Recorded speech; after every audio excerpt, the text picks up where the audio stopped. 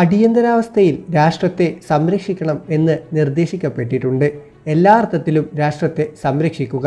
എന്നാൽ വ്യക്തിയുടെ സ്വാതന്ത്ര്യം അന്യമായി ബലി കൊടുത്തുകൊണ്ടാവരുത്. ചില സന്ദർഭങ്ങളിലും സാഹചര്യങ്ങളിലും സ്വാതന്ത്ര്യം നഷ്ടപ്പെടുന്നത് ജീവൻ നഷ്ടപ്പെടുന്നതിനേക്കാൾ ഭയാനകമാണ്. എന്നെ സംബന്ധിച്ചിടത്തോളം സ്വാതന്ത്ര്യം ജീവനേക്കാൾ വിലപ്പെട്ടതാണ്. അതുകൊണ്ട് തന്നെ അതിഗുരുതരമായ ഒരടിയന്തരാവസ്ഥ പോലും വ്യക്തിക്ക് സ്വാതന്ത്ര്യം അന്യമായി നിഷേധിക്കാൻ രാഷ്ട്രത്തിന് അധികാരം നൽകരുത്. അതൊരു മഹത്വായ തത്വമാണ്. അത് നമ്മുടെ ഭരണഘടനയുടെ ധ്രുവനക്ഷത്രവും വഴികാട്ടിയുമാകണം. ഇന്ത്യൻ ഭരണഘടനയുടെ 352 മുതൽ 360 വരെയുള്ള അനുച്ഛേദങ്ങളെക്കുറിച്ച് ചർച്ച ചെയ്തപ്പോഴാണ് HV കമ്മത്ത് ഈ വാക്കുകൾ ഭരണഘടനാ നിർമ്മാണ സഭയിൽ അവതരിപ്പിച്ചത്. ഇന്ത്യൻ ജനാധിപത്യത്തിന് നേരെയുണ്ടായ കടന്നുകയറ്റത്തിൻ്റെ കറുത്ത ദിനങ്ങളായ അടിയന്തരാവസ്ഥയെക്കുറിച്ചും അതിലേക്ക് നയിച്ച രാഷ്ട്രീയ സാഹചര്യങ്ങളെക്കുറിച്ചും ഈ സീരീസ് പറഞ്ഞു പോകുന്നു. ജവഹർലാൽ നെഹ്റുവിൻ്റെ മരണശേഷം പ്രധാനമന്ത്രി സ്ഥാനത്തിനായി മൊറാർജി ദേശായി ആഗ്രഹിച്ചിരുന്നു.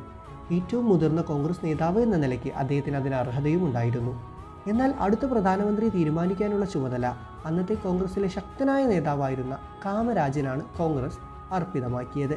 മൊറാർജി ദേശായിയെ ഒഴിവാക്കിക്കൊണ്ട് ലാൽ ബഹാദൂർ ശാസ്ത്രി എന്ന മിതവാദിയെയാണ് കാമരാജ് അന്ന് പ്രധാനമന്ത്രി സ്ഥാനത്തേക്ക് തിരഞ്ഞെടുക്കുന്നത്. ലാൽ ബഹാദൂർ ശാസ്ത്രിയുടെ മരണശേഷം വീണ്ടും മൊറാർജി ദേശായി പ്രധാനമന്ത്രി സ്ഥാനത്തിനുള്ള ശ്രമങ്ങൾ തുടങ്ങി. ഇത്തവണയും അടുത്ത പ്രധാനമന്ത്രിയെ തീരുമാനിക്കുന്നതിനുള്ള അധികാരം കാമരാജിനായിരുന്നു. എന്നാൽ മൊറാർജി ദേശായിക്ക് പകരം ഇന്ദിരാഗാന്ധിയെയാണ് കാമരാജ് തെരഞ്ഞെടുത്തത്. കാമരാജും മറ്റു കോൺഗ്രസ് നേതാക്കളും, അതായത് സിൻഡിക്കേറ്റ് ഉൾപ്പെടെയുള്ളവർക്ക് തങ്ങളുടെ താൽപ്പര്യങ്ങൾക്കനുസരിച്ച് പ്രവർത്തിക്കുന്ന ഒരു പ്രധാനമന്ത്രിയെയാണ് ആഗ്രഹിച്ചത്. നെഹ്റുവിൻ്റെ മകൾ എന്ന പരിഗണനയും സിൻഡിക്കേറ്റിന് വാങ്ങിക്കൊടുക്കുമെന്നുള്ള പ്രതീക്ഷയുമാണ് ഇന്ദിരാഗാന്ധിക്ക് നറുക്ക് വീഴാനുള്ള കാരണം. തുടക്കത്തിൽ സിൻഡിക്കേറ്റിൻ്റെ തീരുമാനങ്ങൾ ഇന്ദിര അംഗീകരിച്ചു പോന്നിരുന്നുവെങ്കിലും പിന്നീട് അവർക്കിടയിൽ അഭിപ്രായ വ്യത്യാസങ്ങൾ ഉടലെടുത്തു.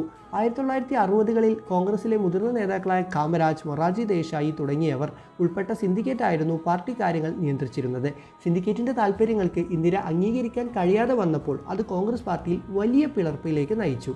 1969 നവംബർ 12-ന് പാർട്ടി അച്ചടക്കം ലംഘിച്ചു എന്നാരോപിച്ച് ഇന്ദിരാഗാന്ധിയെ പുറത്താക്കുന്നതിലൂടെ കോൺഗ്രസിൽ പ്രബലമായ 2 ഗ്രൂപ്പുകൾക്ക് വഴിയൊരുങ്ങി. കോൺഗ്രസ് R എന്ന് ഇന്ദിര നയിക്കുന്ന ഗ്രൂപ്പിനെയും കോൺഗ്രസ് O എന്ന് മൊറാർജി ദേശായി, കാമരാജ് തുടങ്ങിയ സിൻഡിക്കേറ്റ് അംഗങ്ങൾ നയിക്കുന്ന ഗ്രൂപ്പുമായി രണ്ടായി തിരിഞ്ഞു. കോൺഗ്രസ് ഓൾ ഇന്ത്യ കമ്മിറ്റിയിലെ 705 അംഗങ്ങളിൽ നിന്ന് 405 പേരും ഇന്ദിരാഗാന്ധിയുടെ കൂടെ അണിനിരന്നു. ബാക്കിയുള്ള 300 പേരാകട്ടെ കോൺഗ്രസ് O വിഭാഗത്തിലും ചേർന്നു. മൊറാർജി ദേശായി എന്ന മുതിർന്ന നേതാവിൻ്റെ പ്രധാനമന്ത്രി മോഹത്തെ വെട്ടിനിരത്തിക്കൊണ്ടാണ് അന്ന് സിൻഡിക്കേറ്റ് ഇന്ദിരാഗാന്ധിക്ക് പ്രധാനമന്ത്രി പദവി വെച്ചു നീട്ടിയത്. കാലം കഴിഞ്ഞു പോയപ്പോൾ ഇന്ദിരാഗാന്ധി സിൻഡിക്കേറ്റിനെതിരായി. സിൻഡിക്കേറ്റ് ഇന്ദിരാഗാന്ധിക്ക് പ്രധാനമന്ത്രി വെച്ച് നീട്ടാനുള്ള കാരണം തന്നെ സിൻഡിക്കേറ്റിനെതിരാവാത്ത ഒരു പ്രധാനമന്ത്രിയെ നിയമിക്കുക എന്നുള്ളതായിരുന്നു. കാലങ്ങൾ കഴിഞ്ഞപ്പോൾ ഇന്ദിരാഗാന്ധി തന്നെ സിൻഡിക്കേറ്റിനും സിൻഡിക്കേറ്റിൻ്റെ തീരുമാനങ്ങൾക്കും എതിരായി മാറിയതോടെ സിൻഡിക്കേറ്റും ഇന്ദിരാഗാന്ധിക്കെതിരെ തിരിഞ്ഞു. 1967 മെയ് മാസത്തിൽ ഇന്ദിരാഗാന്ധി കൊണ്ടുവന്ന 10 ദിന പരിപാടിക്ക് കോൺഗ്രസ് വർക്കിംഗ് കമ്മിറ്റിയുടെ അനുമതി ലഭിച്ചിരുന്നു. സിൻഡിക്കേറ്റ് അംഗീകാരം നൽകിയെങ്കിലും അതിനോട് അവർക്ക് കടുത്ത വിയോജിപ്പുണ്ടായിരുന്നു. പ്രധാനമന്ത്രി ഇന്ദിരാഗാന്ധിയും ഉപപ്രധാനമന്ത്രിയും ധനകാര്യമന്ത്രിയുമായിരുന്ന മൊറാർജി ദേശായിയും തമ്മിലുള്ള അഭിപ്രായ വ്യത്യാസങ്ങളും പിളർപ്പിനാക്കം കൂട്ടി. രാജാക്കന്മാർക്ക് നൽകി വന്നിരുന്ന പ്രിവി പേസ് നിർത്തലാക്കുന്നതിലൂടെ ഇന്ദിരാഗാന്ധിയുടെ നീക്കം സോഷ്യലിസ്റ്റ് ചായ്വുള്ളതാണും ഇതിനെ തുടർന്നുള്ള അഭിപ്രായ വ്യത്യാസങ്ങളിൽ മൊറാർജി ദേശായി ധനകാര്യമന്ത്രി സ്ഥാനവും ഉപപ്രധാനമന്ത്രി സ്ഥാനവും രാജിവെച്ചു.